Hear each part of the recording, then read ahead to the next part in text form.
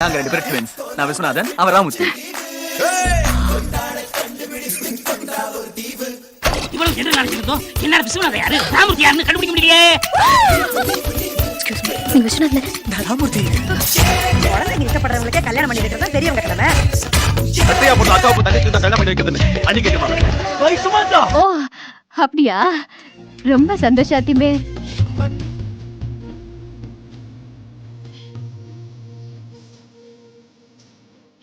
மௌன சம்பளத்துக்கு அறிகுறின்னு சொன்னாங்க. எனக்கு அது பத்தாதுங்க. என் மனசுல இருக்கிறது எல்லாத்தையும் மொத்தமா லெட்டர் எழுதி அனுப்பேன்.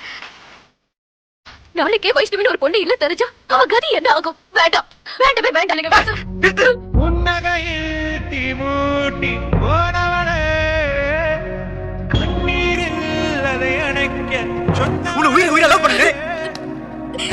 அதுக்கு மூச்சில கரிய பூச்சல நீ.